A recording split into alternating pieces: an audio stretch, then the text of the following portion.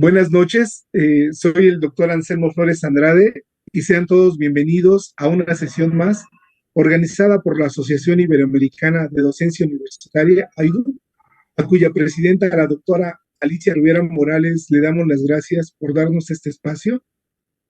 Igualmente, le quiero agradecer al doctor Martín de los Heros por invitarme a ser el conductor de este programa. En la sesión de hoy abordaremos el tema la formación de profesionales de la educación en México y para ello contamos con la presencia de dos reconocidas especialistas, la doctora María Concepción Barrón Tirado de la Universidad Nacional Autónoma de México y la doctora Arcelia Martínez Bordón de la Universidad Iberoamericana. Voy a leer una semblanza curricular de ambas invitadas. Inicio con la doctora Concepción Barrón y continúo con la doctora Arcelia Martínez. La doctora María Concepción Barrón Tirado es licenciada, maestra y doctora en pedagogía por la Facultad de Filosofía y Letras de la UNAM. En el Instituto de Investigaciones sobre la Universidad y la Educación se desempeña como investigadora titular C y tiene el reconocimiento del PRIDE. Es miembro del Sistema Nacional de Investigadores Nivel 2. La doctora Barrón ha desarrollado diversos proyectos de investigación, algunos de ellos financiados por la UNAM y otros en colaboración con otras universidades de México y del extranjero. Ha trabajado diversas líneas de investigación relativas al currículum, la didáctica, el posgrado, la formación profesional y el mercado de trabajo. Ha sido profesora de asignatura desde 1981 y en la actualidad imparte seminarios en el programa de posgrado en Pedagogía de la UNAM y en la División de Estudios de Posgrado en Educación de la Universidad Autónoma de Tlaxcala. Ha dirigido tesis de doctorado, de maestría y de licenciatura. Ha participado en diversos órganos evaluadores dentro y fuera de la UNAM. También ha colaborado como integrante de comisiones evaluadoras de proyectos académicos nacionales e internacionales y en comités evaluadores. La doctora Barrón es autora del libro Miradas Docentes, la formación profesional universitaria en México, proyectos y prácticas curriculares, así como del libro Universidades Privadas, Profesionales de la Educación. Es también coordinadora de varios libros, entre los que se encuentran Retos y Desafíos de la Educación Superior, el posgrado, programas y prácticas, currículum de actores, diversas miradas, docentes y alumnos, perspectivas y prácticas. La doctora Barrón pertenece a diversas asociaciones como la Asociación de Estudios Latinoamericanos, las en sus siglas en inglés, y la Asociación Francófona Internacional de Investigación Científica en Educación, así como el Consejo Mexicano de Investigación Educativa. Comille. Doctora María Concepción Barrón, le damos muchas gracias por haber aceptado la invitación y estar aquí con nosotros. Muchas gracias. La doctora Arcelia Martínez Bordón es doctora en política por la Universidad de York, Inglaterra, licenciada en ciencia política y maestra en políticas públicas por el Instituto Tecnológico Autónomo de México, ITAM. Entre 2006 y 2007, la doctora Arcelia realizó una estancia postdoctoral en la División de Administración Pública del Centro de Investigación y Docencia Económica, el CIDE, y cuenta con más de 20 años en el análisis y evaluación de políticas educativas. De enero de 2017 a enero de 2021, trabajó como académica de tiempo completo en el Instituto de Investigaciones para el Desarrollo de la Educación de la Universidad Iberoamericana. En febrero de 2021, se incorporó como académica de tiempo completo al Departamento de Educación de la Universidad Iberoamericana en la Ciudad de México. Sus principales temas de interés son el análisis y evaluación de políticas e intervenciones educativas, los procesos de reforma educativa en México y América Latina, así como la evaluación como herramienta para la mejora educativa. Desde finales del 2019, coordina el Faro Educativo, un espacio para la observación y el análisis de la política y las políticas educativas. Entre 2014 y 2017, la doctora Arcelia Se desempeñó como directora general de Directrices para la Mejora de la Educación en el Instituto Nacional para la Evaluación de la Educación, INE, en donde estuvo a cargo de la evaluación de políticas y de las recomendaciones para orientar la toma de decisiones en materia educativa. También cabe mencionar que de 2012 a 2014 fue consejera ciudadana del Consejo de Evaluación del Desarrollo Social del Distrito Federal. Ha sido docente en distintas instituciones como la Facultad Latinoamericana de Ciencias Sociales, Flaxo, México, la Escuela de Gobierno del Tecnológico de Monterrey y la Universidad Iberoamericana, sede Puebla. Actualmente imparte cursos en la Universidad Iberoamericana, Ciudad de México, sobre sistema educativo mexicano y análisis y evaluación de políticas y programas con énfasis en la temática educativa.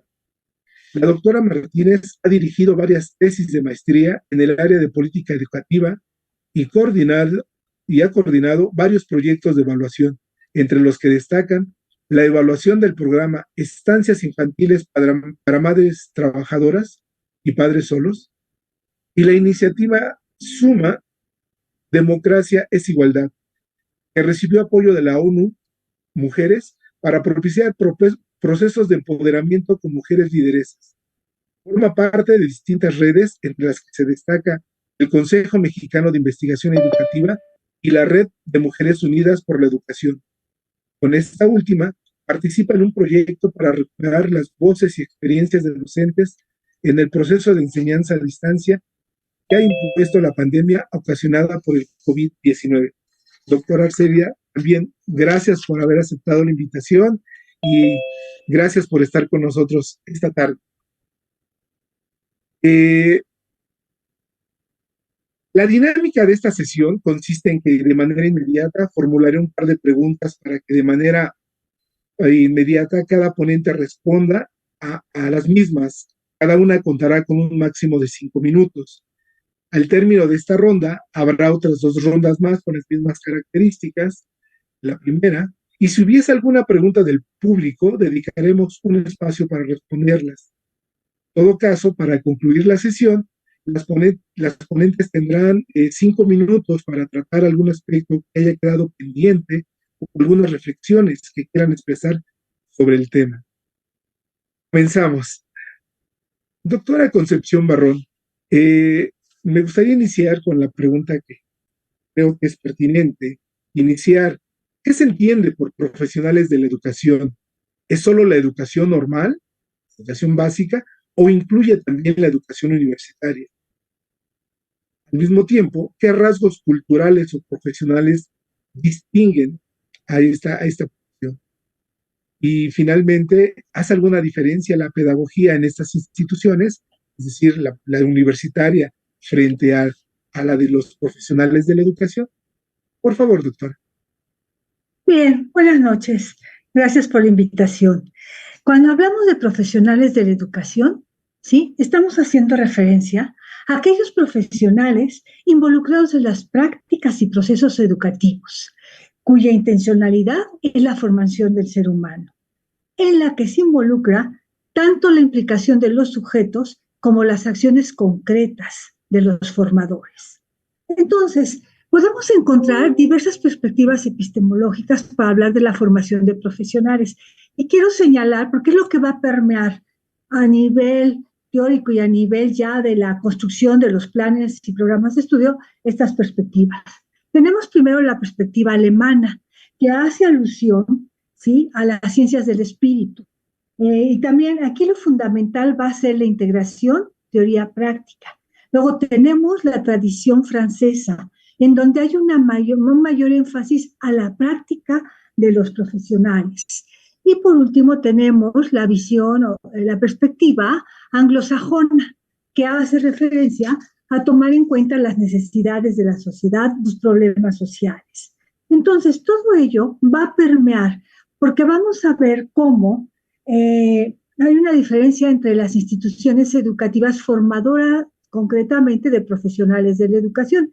Y ahí vamos a hablar de las escuelas normales y las universidades.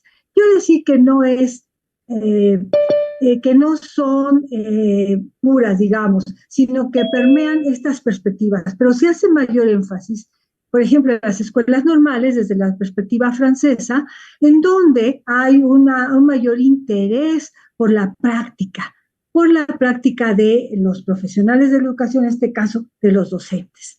Entonces, en las universidades ha permeado la visión alemana, en donde hay una necesidad fundamental de construir teorías, categorías para explicarnos la realidad educativa. Esto realmente es lo que ha permeado. Digo, vemos combinaciones y cada vez más estamos saliendo de estos esquemas ortodoxos, digamos, porque la realidad nos está demandando otro tipo de formación. Pero sobre todo, tenemos que reconocer que tanto en las escuelas normales como en las escuelas universitarias hay una implicación de los sujetos, es decir, un compromiso por la formación de los profesionales. Entonces, las escuelas normales están vinculadas directamente a la práctica, y esto quiere decir a la didáctica, una especificidad que las caracteriza y tiene que ver porque la preocupación fundamental es trabajar con los estudiantes, es formar a los estudiantes. Pero esto no quiere decir que hay un reduccionismo, sino que hay visiones amplias de lo que es la sociedad, el hombre, la educación. Claro, el énfasis está puesto en la didáctica. Y en el ámbito universitario, el énfasis está puesto en esta formación teórica para la investigación, el tratar de responder a una realidad. Sin embargo, las corrientes actuales nos dicen que no podemos seguir separando la teoría de la práctica y que ahora necesitamos hacer una mayor vinculación y un diálogo, establecer un diálogo entre los profesores y los investigadores, de tal manera que podamos recuperar esos saberes prácticos y analizarlos a la luz de diversas perspectivas teóricas y los profesores recuperar las perspectivas teóricas para trabajar. No quiere decir que sean solamente teorías aplicacionistas, ni mucho menos, sino una reflexión, análisis, una crítica de todo esto, que estas formaciones no pueden seguirse dando de manera dividida ni por estancos, sino que cada vez más requerimos una formación que integre, que pueda dar cuenta de las prácticas, pero también a partir de distintos posicionamientos teóricos. Qué importante lo que nos acaba de decir, doctora Berrón, porque efectivamente estas tres, digámoslo así, escuelas, si bien son para efectos del estudio, en la práctica encontramos elementos de cada una de estas en el currículum de la educación básica en México. Gracias. Doctora Arcelia, yo quisiera preguntarle, siguiendo la lógica de la doctora Concepción Barrón, entonces, ¿qué instituciones de educación superior son las encargadas de formar a los profesionales de la educación en México? Sobre todo, ¿qué características tienen esas instituciones? Y si hace alguna diferencia que sean algunas públicas y algunas privadas. Sí, pues primero que nada, muchísimas gracias, doctor Flores, por la invitación y que, bueno, compartir el espacio también con la doctora Conchita Barrón, ¿no? Y bueno, el tema que nos has invitado a discutir hoy me parece fundamental, en tanto sabemos desde hace más de 30 años, por diversos estudios e investigaciones, que la calidad de los aprendizajes y el aprovechamiento de los estudiantes depende en gran medida de quiénes son sus docentes, ¿no? Entonces es fundamental enfocarnos en mirar quiénes son los docentes mexicanos, dónde se están formando y bueno, no solo en su proceso de formación inicial, sino en su proceso de formación continua. Cuando nos preguntamos, bueno, ¿quiénes son estos docentes en México? Ya la doctora Conchita decía, ¿no? Un rasgo particular de las escuelas normales es que trabajan en el área de didáctica y pedagogía, ¿no? Entonces, es importante señalar esto, ¿no? En nuestro país, pues hay distintas instituciones formadoras de docentes, ¿no? Y tanto públicas como privadas. Sin embargo, son las escuelas normales las principales instituciones formadoras de docentes, donde se forman alrededor de el 89% de los futuros profesores de primaria, ¿no? Además, 65% de los estudiantes matriculados en las carreras del campo de formación docente cursan su licenciatura en las normales. A partir de un estudio que realizamos recientemente varios colegas, liderado por la doctora Elisa Bonilla, podríamos sacar algunos números, ¿no? Este porcentaje aumenta más del 90% si solo se considera las licenciaturas en educación preescolar y primaria, debido a que son carreras especializadas para estos niveles educativos y por tanto se ofertan pues básicamente en las escuelas normales. También hay otras instituciones de educación superior, públicas y privadas, que ofertan licenciaturas en educación, pedagogía y otras carreras afines, cuyos egresados además ya tienen posibilidad de concursar por una plaza en una escuela pública y antes eran reservadas para los egresados de normales o de las sedes de la UPN. Esto a partir de la reforma educativa del sexenio anterior. Estamos hablando que en México tenemos alrededor de 1,800 instituciones formadoras de docentes. En cuanto a normales, estamos hablando de 405 escuelas normales, 254 de carácter normales públicas, perdón, y 151 privadas. Y hay una variedad de instituciones que ofrecen como tal las carreras de formación docente y otras, como decía, ciencias de la educación, pedagogía. Es importante también señalar, ¿no? Cuando pensamos en formación docente, pues pensamos en las normales, ¿no? Y en la formación sobre todo de profesionales de la educación básica. Pero hay otras instituciones que forman sin querer, ¿no? O están formando a profesionales que eventualmente se van a insertar en el mercado laboral, en el mercado, en las instituciones docentes, ¿no? Como profesionales, como maestros. Y aquí sí hay una diferencia importante, porque es muy distinta la formación, y con esto un poco coincido, obviamente, con la doctora Conchita. Habrá profesionales que tienen experiencia en pedagogía, en didáctica especializada para trabajar con los estudiantes, y los docentes, en cambio, que trabajan en el nivel medio superior y superior, pues no necesariamente, ¿no? Incluso en la media superior, muchos docentes no necesariamente se preparan inicialmente, ¿no? Para ser docentes, sino en el camino se encuentran con la profesión, ¿no? Y esto, bueno, pues tiene implicaciones importantes. No sé, bueno, creo que tenemos 5 minutos, tengo como más cosas que comentar, pero no sé si estoy en tiempo o retomo el hilo para una segunda ronda, ¿no? En tiempo, pero si quiere para una segunda ronda, doctora Arcelia, gracias. Y sí, en verdad que es un gran entramado institucional de instituciones de educación superior que se encargan de la formación de los profesionales de la educación. Todas tienen una historia diferente, una organización distinta, y en fin, en realidad que es difícil a veces hablar de manera general sobre estas, puesto que cada una requiere un análisis particular. Y en ese sentido, quisiera preguntarle a la doctora Conchita, eh, ¿cuál es el estado actual de la formación de profesionales de la educación en México? Esto tomando en cuenta que antes de la pandemia vino a ser un parteaguas en muchos sentidos en el ámbito educativo, y si es posible conocer en este momento cuáles son esas repercusiones de la pandemia en la formación de profesionales, o si lo puedo preguntar de otra forma, es en dónde ubica ella el talón de Aquiles de la formación de los profesionales de la educación en el país. Bueno, recuperando lo que dice la doctora Arcelia, creo que es necesario identificar la formación de profesionales de la educación, para la educación básica, que ha sido realmente llevada a cabo por el propio Estado, ha sido el responsable o había sido el responsable, y los que nos formamos en las universidades para, en una gran medida, tener una práctica docente para ello.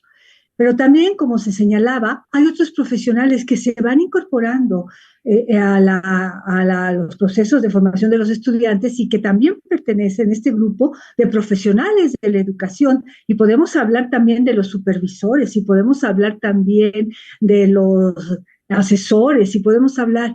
Pero ¿qué ha sucedido? Se han generado ha habido centros de formación de docentes para los docentes, también bajo las perspectivas de la política educativa en su momento, en el momento específico en el que se genera. Pero ¿cuál ha sido el talón de Aquiles desde mi perspectiva? Quiero señalar que un aspecto fundamental es la visión prescriptiva de la formación de los docentes. El docente debe de saber esto, para hacer su práctica debe. Nosotros ya tenemos estas visiones prescriptivas y que con la pandemia todo ello se vino a trastocar, porque si bien ya teníamos organizados todos los cursos que se pueden impartir a nivel de educación básica, a nivel de educación media superior y superior, pero ahora, ¿qué se requería? ¿Qué teníamos que hacer? ¿Cómo tomar en cuenta las necesidades, los saberes, la experiencia de los docentes para generar otro tipo de cursos, de seminarios, o de qué otra manera poder formar a los docentes ante una crisis como la que vivimos? Y definitivamente creo que en lo que habrá que hacer énfasis es en esta recuperación de saberes, ¿no? De saberes de los docentes y sobre todo de concebir que el proceso de formación no se reduce a la enseñanza y al aprendizaje, que es básico, sí, pero que para ello necesitamos tener visiones mucho más amplias, porque se requiere llevar a cabo una lectura plural de la realidad, desde una visión multireferencial, ¿no? Donde podamos dar cuenta, sobre todo, de estos momentos de incertidumbre, de cómo podemos trabajar y recuperar todo aquello que los docentes pusieron en práctica a partir de su experiencia, de su formación.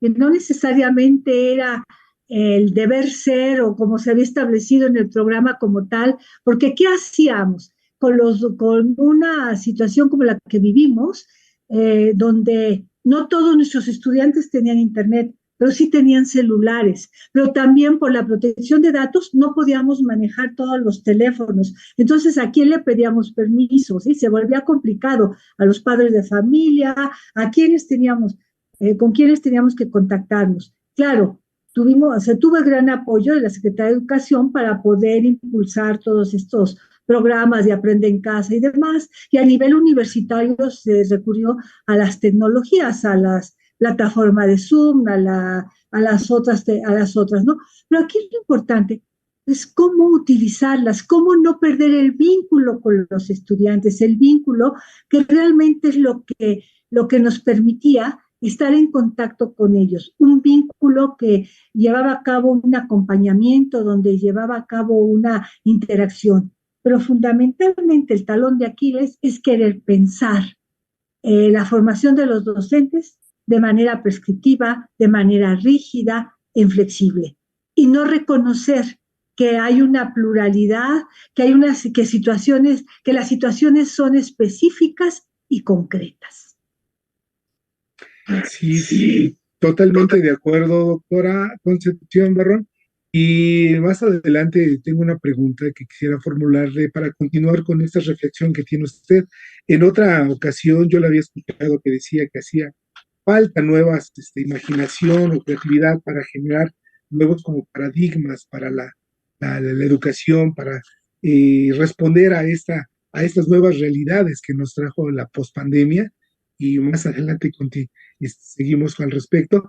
Y siguiendo este punto que usted decía de las eh, inequidades y exclusiones que puso más en evidencia en la formación de los docentes o en el quehacer educativo de los docentes en la pandemia, me gustaría preguntarle a la doctora Arcelia Bordón de si ella nos podría decir qué elementos del programa sectorial de educación de este sexenio mencionaría como los relevantes para atender este tema que nos ocupa, si es que ha habido, y sobre todo cuál ha sido la aportación de la Comisión Nacional para la Mejora Continua de la Educación, más conocida como Mejoredu, en esta materia, es decir, en la formación de profesionales de la educación.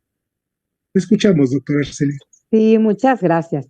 Pues varias cosas, ¿no? Un poquito retomando, y creo que es muy importante enfatizar que el estado actual de las cosas, la crisis educativa que enfrenta nuestro sistema educativo mexicano, pues es de larga data, ¿no? Y está relacionada pues con procesos históricos y retos, ¿no? Justamente con el plan de 11 años se dio esta expansión, por ejemplo, del sistema educativo y, por supuesto, de la profesión docente en normales, ¿no? Ahora bien, ¿qué pasó? Bueno, pues con aras de llegar y lograr esta cobertura universal, por lo menos en la escuela, en el nivel primaria, ¿no? Que entonces era la meta, pues se fue abriendo la oferta para incorporar distintas modalidades, ¿no? E incluso incorporar a jóvenes, ¿no? Pienso en el sistema, por ejemplo, en el modelo CONAFE, ¿no? Que llegaron distintos líderes, los llamados LEC, educativos comunitarios, a las aulas, ¿no? Sin la preparación, ¿no? Para ejercer la docencia, digo, con algunos cursos prácticos. Yo no niego que el trabajo con AFE ha sido muy valioso y sin CONAFE, quién sabe qué hubiera pasado. Muchas niñas, niños y jóvenes se hubieran quedado sin la posibilidad de acceder a la escuela.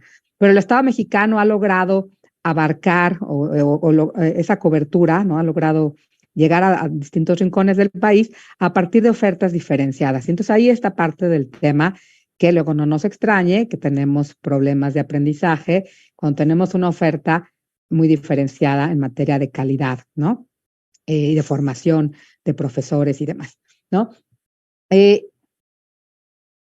Creo que los retos, ¿no? Quizá adelantándome un poquito a la parte que me gustaría concluir, pero los retos de la profesión docente deben mirarse desde un cristal con distintos vórtices, ¿no? O sea, donde converge esta justa necesidad de expansión del sistema educativo, ¿no? En los años, desde los años 50 hasta los años 70, lo que implicó, lo decía, la contratación de varios profesionales o maestros en la formación especializada, ¿no? Con temas de burocracias y liderazgos sindicales que si bien han apoyado la mejora de los salarios de los docentes a partir de los años 90 con el programa de carrera magisterial, pues también han obstaculizado la democratización del gremio y politizado en extremo la carrera hoy definida como una profesión de Estado. Respecto al programa sectorial, pues bueno, la normatividad vigente establece que la docencia es justo, que esto que es una profesión de Estado, y se encuentra todo esto asignado en la Constitución Política y en la Ley General de Educación. En ambas se otorga al Poder Ejecutivo, a través de la SEP, la responsabilidad de determinar planes y programas de estudio, con la idea de responder a la necesidad de formar profesionales capaces de alcanzar lo que ahora se llama excelencia educativa y de preparar a maestros comprometidos con su comunidad. Y en sintonía con esta última reforma, en mayo de 2019, pues surge el programa sectorial de educación, se expide en el julio del 2020, y uno de sus objetivos prioritarios justamente se denomina el número 3, como maestras y maestros como agentes de la transformación educativa, justo reconociendo su gran papel en la educación. Y se habla a partir de este objetivo de revalorizar a las maestras y maestros porque juegan un papel de agente fundamental en el proceso educativo, ¿no?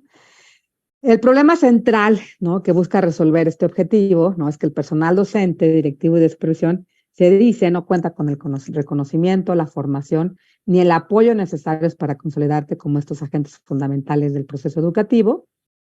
Entre otras cosas, señala el programa sectorial, porque bueno, habían estado sujetos a una evaluación docente estandarizada que no consideraba ni sus vivencias ni sus contextos, y además que se reconocía que no contaban con la capacitación o acompañamiento suficiente, ¿no?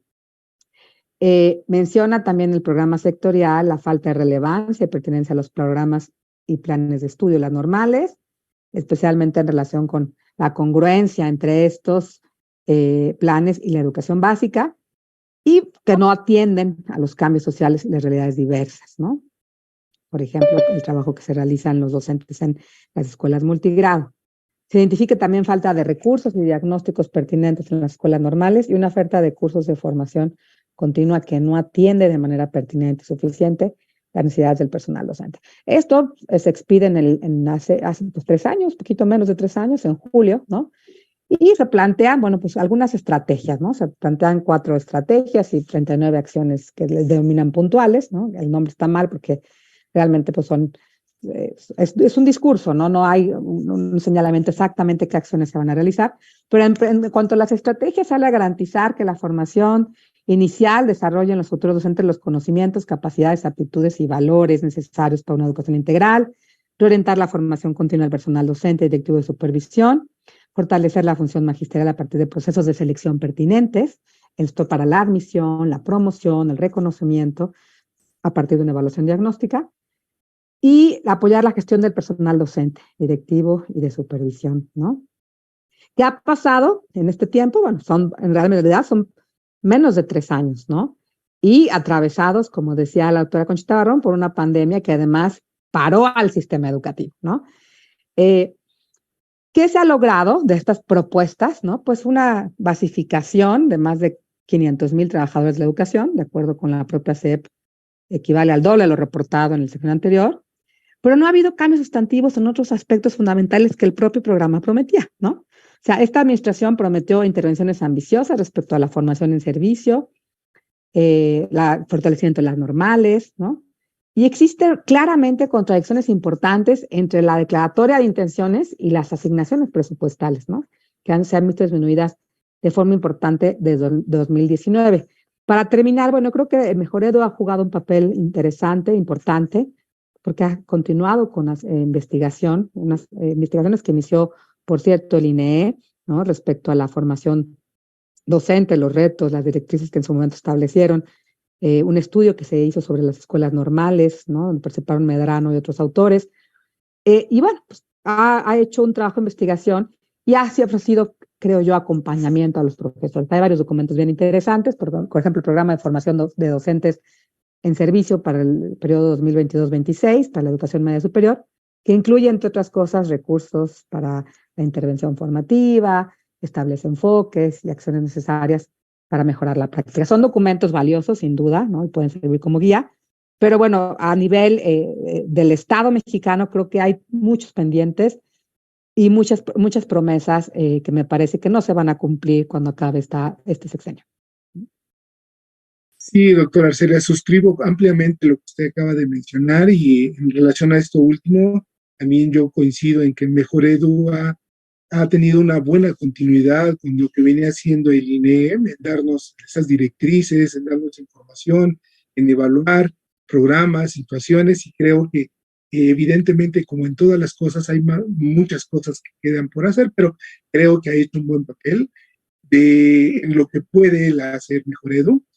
Como usted lo señaló en algún otro foro, la naturaleza jurídica es distinta, pero bueno, hay que valorarla en esos mismos términos. Y gracias, doctora Arcelia. Continuando con la charla que tenía pendiente con la doctora Concepción Barrón, me gustaría preguntarle a la doctora Concepción Barrón de qué tipo de currículum o modelo curricular en la formación de los profesionales de la educación, en su opinión, respondería a esta educación del siglo XXI. Es qué paradigma se requiere desde su perspectiva para la formación de profesionales de la educación y que esto en última instancia contribuya a una de las finalidades de la educación, que es el derecho a la educación de calidad a los mexicanos. Sí, doctora Concepción Barro. Yo creo que es muy difícil señalar exactamente qué tipo. Lo que sí puedo plantear, así de manera general, porque nos hemos preguntado, nos hemos cuestionado en el campo del currículum específicamente, pues reconocer la realidad en que vivimos, las condiciones, la diversidad, la inequidad que predomina en nuestro sistema social, educativo y demás, y cómo poder acercarnos desde una perspectiva de lo curricular a todo ello, ¿sí? No podemos dejar de lado incluso la incorporación de las tecnologías de la educación, ¿no? De la información. Entonces, ¿qué está sucediendo con todo ello? En primer lugar, pues tener una visión de la realidad distinta. Se nos educó bajo una visión binaria de la realidad, bajo una visión de la escuela moderna donde todo estaba regulado, ¿sí? Los horarios, las clases, los alumnos, en fin, esta visión binaria que permeaba. no tenemos respuesta para decir así debe de hacerse, pero sí tenemos una situación de preguntarnos cómo cómo vivir en la incertidumbre, cómo trabajar con los profesores bajo situaciones de emergencia. Y todo ello tiene que ser construido bajo una perspectiva utópica en el sentido de que como lo posible, como aquello que podemos realizar. Y creo que tener una respuesta concreta, podríamos decir, desde dónde nos posicionamos, ¿sí? Eh, Recuperar las investigaciones tan valiosas que se hicieron, por ejemplo, en educación básica, para educación básica, en el INE, ¿no? Tenemos toda la información. Cuando uno dice cómo eran las condiciones materiales de las escuelas, la infraestructura, los profesores, bajo la perspectiva del derecho a la educación, no solamente es que llegue a todos los alumnos, sino que toda esta información llegue, pero además de que se comprenda, de que se comprenda aquello que se está aprendiendo, que era básico. Y ahora, si nosotros incluimos otra serie de situaciones como la interculturalidad o multiculturalidad, dependiendo del posicionamiento, cómo incluir la perspectiva de género, pues se nos hace realmente de una complejidad muy grande. Esto no implica que no se pueda recuperar y no podamos tener una propuesta en donde hay principios, ¿no? ¿Qué tipo de hombre queremos formar? ¿Para qué sociedad? Yo me voy más a esta visión más de corte filosófico, pero sin ello no podríamos pensar ya cómo se hace, cómo lo llevamos al plano concretamente, ¿no? ¿Cómo podemos? Yo creo que requerimos seguir discutiendo con propuestas muy concretas. Ahora se habla también de la necesidad de que el docente, o se ha hablado desde hace años, ¿no? Participe, de buscar la autonomía del docente. No obstante, esta autonomía también tiene que ser trabajada, tiene que ser comprendida por parte de tanto de los docentes como por parte de los formadores de los docentes. Entonces, realmente buscar diálogos, buscar formas para dar respuesta a, a estas exigencias del siglo XXI. Porque si nos vamos, por ejemplo, lo que dice la UNESCO de que no hay un solo futuro, sino diversos futuros, entonces, ¿cuáles serían los futuros para nuestro país o para América Latina, no? Ya la Unión Europea ya tiene planteado cómo trabajar, cómo incorporar todos los posibles futuros. Nosotros pensamos en un solo futuro, entonces tendríamos que pensar en distintos futuros. Quizás no conteste exactamente, más bien son reflexiones que quiero compartir para después llegar a hacer propuestas concretas, sin dejar de reconocer todo el trabajo previo que se ha realizado y que se está realizando, ¿sí? Porque si no, no podemos pasar o pensar el futuro sin reconocer qué se ha hecho en el presente, en el ámbito de lo curricular y cómo podemos orientar hacia el futuro todo este trabajo. Claro, y dentro de esos futuros, doctora Concepción Barrón, tomando un poco alguna lectura que hice hace tiempo de su producción intelectual, el mercado laboral a veces pareciera ser que es el que marca las pautas, pero no es así. En ese sentido, también ese es otro de los futuros que habría que responder, de qué manera se puede vincular o sintonizar esta formación profesional con un mercado laboral que a veces va en sintonía o en sentido opuesto, perdón, a lo que están, fue la formación de nuestros profesionales de la educación. Y ahora continuamos con sus importantes reflexiones. Me gustaría todavía no quitar el dedo del renglón con la doctora Arcelia Bordón, que es una pregunta que a veces nos hacemos los que somos un poco neófitos en esta materia. Hay un axioma, creo, que dicen que todos los buenos proyectos, si no hay financiamiento, pues quedan en eso. Es decir, para que los proyectos, sean de cualquier índole, culturales, educativos, políticos, puedan llevarse a cabo, pues bueno, el financiamiento es uno de los grandes, no importantes, es a veces fundamental. Y en ese sentido, quisiera preguntarle a la doctora Arcelia si ella, dado este panorama que nos ha dado de la situación de la formación de los profesionales de la educación, y ella podría vislumbrar qué políticas educativas serían, ella ve como necesarias para contribuir a la formación de profesionales de la educación. Es decir, esas insuficiencias que todavía no han sido explicitadas y remarcadas en el ámbito público. Sí, doctora Arcelia. Sí, muchas gracias. Estaba prendiendo el micrófono. Sí, bueno, son varias cosas, ¿no? Es que tenemos que pensar en, primero, que son profesionales de la educación en distintos niveles y tienen distintos requerimientos, ¿no? Pero si pensamos, por ejemplo, en las escuelas normales, ¿no? Pues uno de los retos más importantes, pues tiene que ver con atraer, ¿no? A mejores perfiles a la profesión, ¿no? Un estudio de mi colega Esmeraldo Dionisio, su tesis de maestría, justo hace una investigación muy interesante, ella del LIE, del CIMBESTAB, sobre el perfil, ¿no? de los jóvenes que ingresan a las normales. Y cabe señalar que no siempre llegan los perfiles, bueno, no es siempre su primera elección, ¿no? O sea, de pronto ni siquiera está el incentivo de ser profesores. Algunos, y eso es muy, muy bueno, se encuentran, se enamoran de la docencia y se enamoran de su carrera, pero no es el caso de todos, ¿no? ¿Qué estamos haciendo para atraer a los mejores perfiles, ¿no? Eso es un tema fundamental. Eso requiere, bueno, por supuesto, y creo que por eso empezó el INEE en su momento, cuando emitió sus directrices. Las primeras directrices fueron justo las de formación, las directrices para mejorar la formación inicial de docentes de educación básica, ¿no?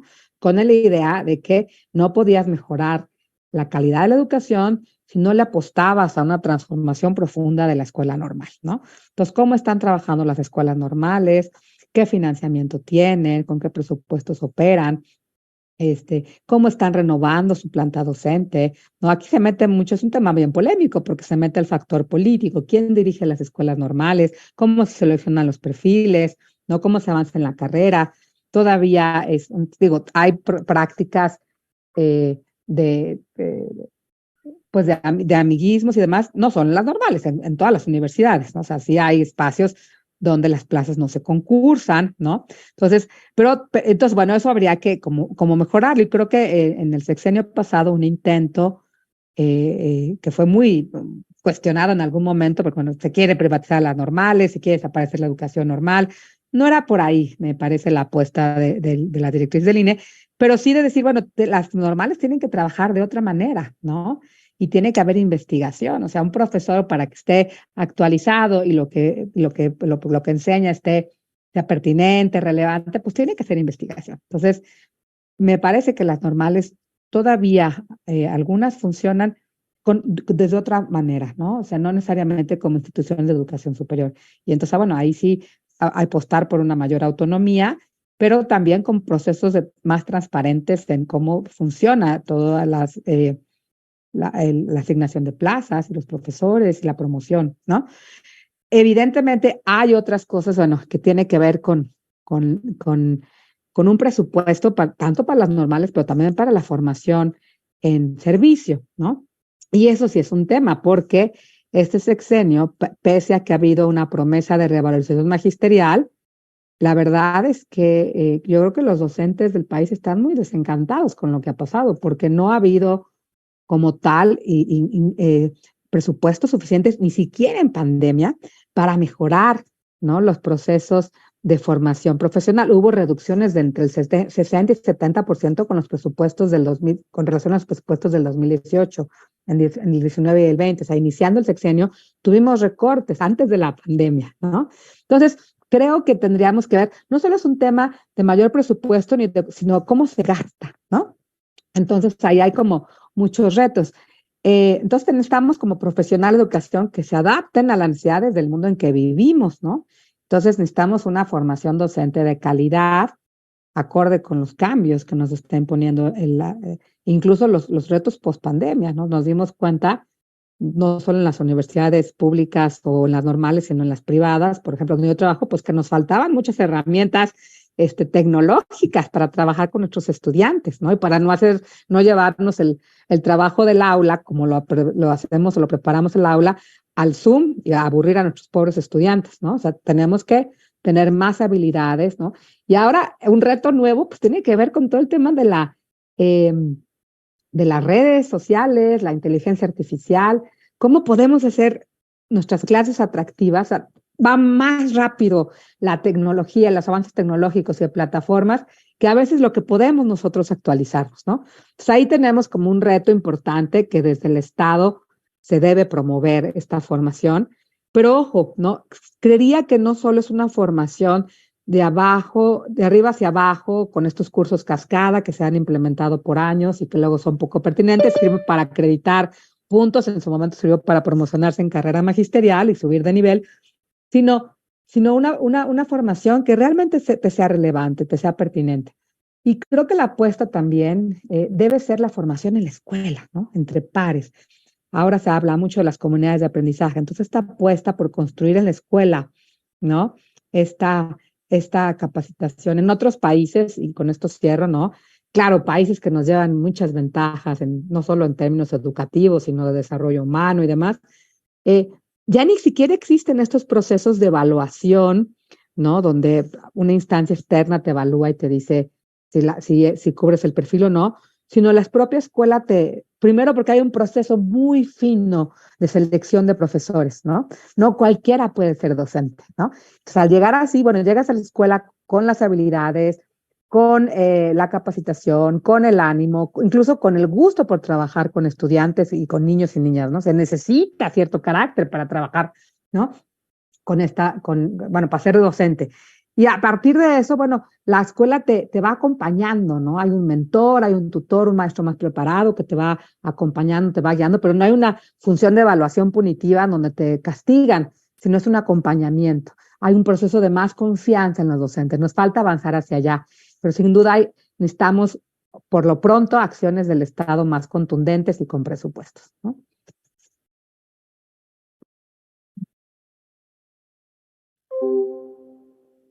Tiene apagado su micrófono. Gracias. Muchas gracias, doctora Arcelia. Qué importante estaba comentando lo que usted dice y trae sobre la mesa, porque justamente es lo que quiero preguntarle a la doctora Concepción sobre, habiendo estas nuevas realidades de inteligencia artificial, inteligencia y realidad aumentada que puede ser utilizada en la educación, estas nuevas plataformas, todos estos nuevos conceptos de comunidades de aprendizaje, eh, teniendo en cuenta todos esos retos, yo quisiera preguntarle a la doctora Concepción, ¿qué conocimientos, habilidades y competencias son los que deberían de acreditar los profesionales de la educación para dar respuesta a estas nuevas realidades del siglo XXI?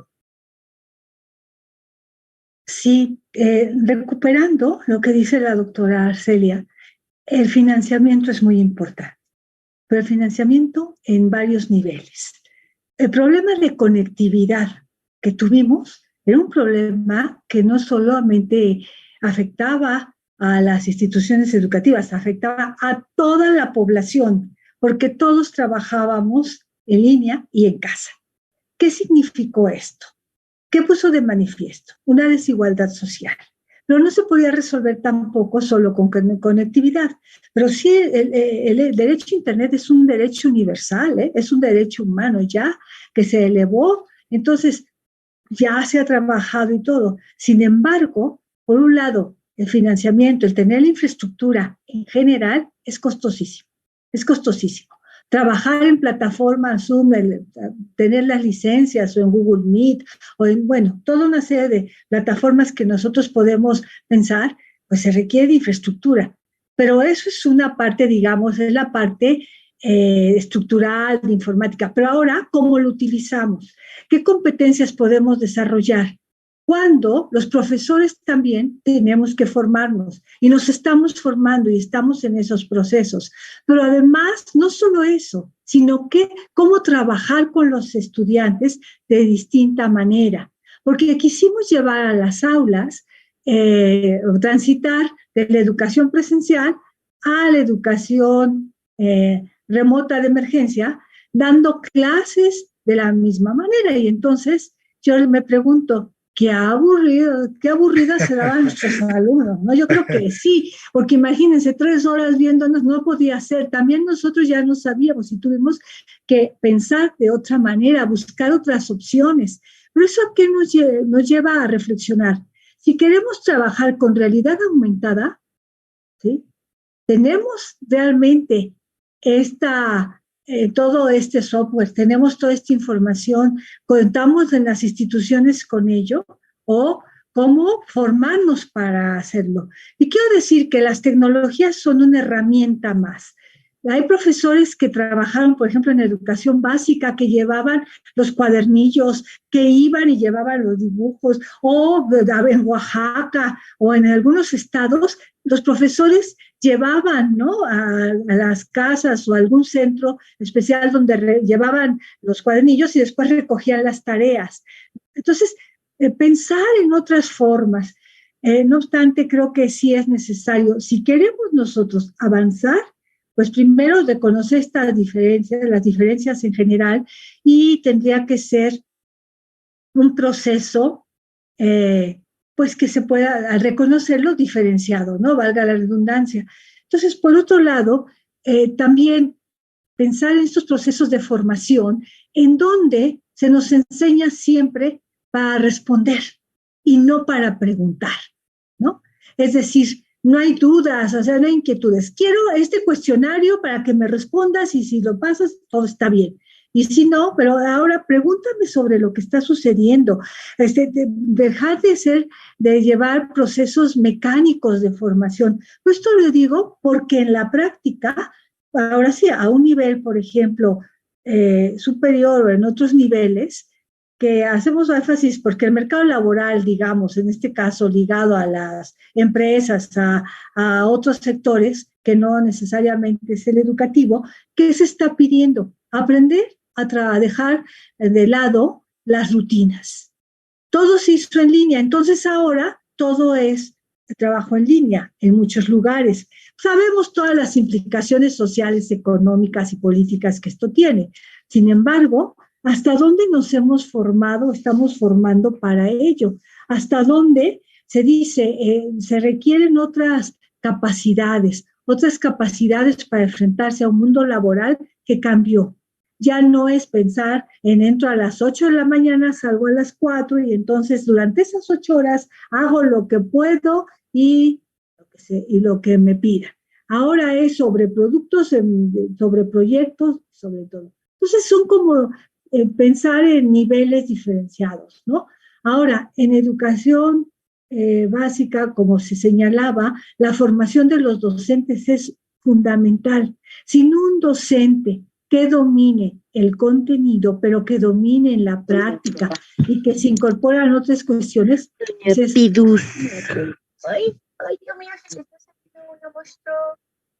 Algo pasó. Sí. ¿Alguien tiene prendido su micrófono? Carcy tiene prendido su micrófono. Carcy, apague su micrófono. Gracias. Perdón. Entonces, ¿tenemos público muy juvenil? Claro que sí. A lo mejor usted, profe Flores, la puede apagar, ¿no? Ya. Bueno, precisamente, ¿no? ¿Cómo buscar, pues, un diálogo, un intercambio y sobre todo, pues, en estos momentos, pensar en esta calidad de la formación que tenga que ver con nuestras realidades, pero que pueda pensarse en el futuro. Y pues directamente lo que exige siempre ha habido una situación en donde el mercado laboral exige competencias y cada vez más te pueden, pero sobre todo piden colaboración, trabajar en equipo, poder manejar distintos programas informáticos, y algo que no debemos dejar de lado son las cuestiones éticas. Y no voy a entrar en ese dilema porque ahora estamos realmente en un momento muy difícil. Pero no solamente en la tesis, la formación ética viene desde los primeros años. Y cada vez más por la situación que vivimos en este país, en todos los ámbitos cotidianos, pues requerimos de otro tipo de valores, ¿no? y cómo vamos a construirlos, cómo vamos a seguirlos fomentando. Yo siempre sueño, ¿no? Como buena pedagoga siempre pienso en la formación en el futuro. Gracias. Y no, y hay que continuar con esa reflexión, doctora Barrón, porque efectivamente estas nuevas realidades en su concepción que usted como señaló, pues estamos conviviendo cada vez más con lo diferente, estamos conviviendo cada vez más con lo incierto, con lo que nos es aparentemente ajeno, y necesitamos justamente este tipo de valores que nos permitan acercarnos para comunicarnos y lograr esa cohesión social que tanto nos hace falta y saber convivir en comunidad. Nos quedan 5 minutos y sí me gustaría hacerle la última pregunta, espero que nos dé alcance el tiempo. A la doctora Arcelia, sí es cierto, he escuchado por ahí, os dicen por ahí que origen es destino, y que en el ámbito educativo a veces las personas con menos recursos reciben menor calidad de educación. Si esto es así, la pregunta que le quiero hacer es en qué medida la política educativa contribuye a que esto no suceda así. O define, o si contribuye o no contribuye, si es que esto es así. Sí, doctora. Sí, muchas gracias. Pues me parece muy, muy importante esa pregunta, porque además creo que es lo que nos mueve a hacer investigación educativa y a tratar de incidir y proponer y darle seguimiento a lo que hacen nuestros gobiernos, ¿no? Sin duda, el componente socioeconómico y lo que llamamos capital cultural familiar es un factor que explica en buena medida los aprendizajes que se pueden lograr a lo largo de la vida. Tiene que ver con las expectativas familiares, con la escolarización de los padres, con tu nivel socioeconómico, ¿no? Y en ese sentido, bueno, pues pareciera que origen es destino. Pero la política educativa bien planteada de manera integral, coherente, ¿no? Con presupuestos suficientes y además con continuidad, puede abonar, ¿no? Y hay mucha investigación y hay mucha evidencia de que eso puede suceder, ¿no? Cuando hay una propuesta en una escuela que se organiza bien, con un colectivo docente que trabaja en equipo, que plantea un programa con metas comunes, donde hay participación de los profesores, un liderazgo de un director, un trabajo de supervisión y acompañamiento, no solo administrativo, sino pedagógico, cuando las familias participan, ¿no? Cuando hay trabajo en materia de comunidad de aprendizaje, ¿no? O sea, que hay un trabajo en equipo, ¿no? Cuando hay apoyos del gobierno, ¿no? Para las escuelas que más lo necesitan, para mejorar su infraestructura, para mejorar procesos de gestión, pues las cosas pueden cambiar, ¿no? Y entonces eso, la política educativa no resuelve todo, ¿no? Entonces se necesitan el acompañamiento de política social y otras cosas, pero la política educativa puede hacer la diferencia. Y de ahí la preocupación, ¿no? De que hagamos políticas educativas que no se queden en promesas. Y de ahí también el tema de darle seguimiento, ¿no? En el Faro Educativo de la Ibero, justamente convocamos a seminarios como este, ¿no? A estas discusiones. Bueno, ¿qué está haciendo? ¿No? ¿Cuál es el planteamiento? Lo que se señala en una reforma educativa, porque cada 6 años nos inventamos una nueva reforma educativa, ¿no? Y a partir de esa reforma y estos nuevos planteamientos en los programas sectoriales, pues hay una serie de promesas, ¿no?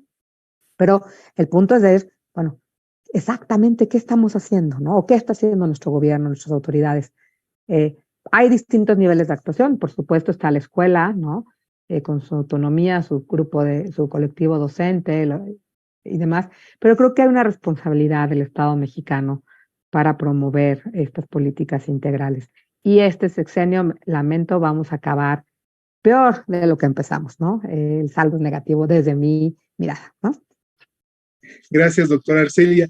Y finalmente a la doctora Concepción. Esta sesión, doctora, se va a compartir con todas las normales, los estudiantes lo van a ver. Y me gustaría que cerrara usted diciéndonos qué reflexión le daría a estos futuros docentes de México. Pues en primer lugar, un reconocimiento a todos los docentes, porque gracias a su trabajo, a su compromiso, logramos salir adelante. ¿sí? Logramos salir adelante con todas las vicisitudes que vivimos, ¿no? Un agradecimiento.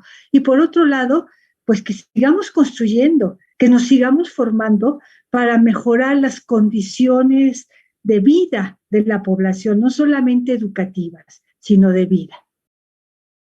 Gracias, doctora Concepción. Doctora Arcelia, gracias por haber compartido con nosotros sus valiosas reflexiones. Esto no queda aquí, habrá una continuidad. El tiempo es muy tiránico en este tipo de sesiones y yo solo me resta agradecerles haber estado con nosotros en esta sesión y al público que nos está viendo y que nos verá. Muchas gracias y pues buenas noches a todos. Hasta pronto.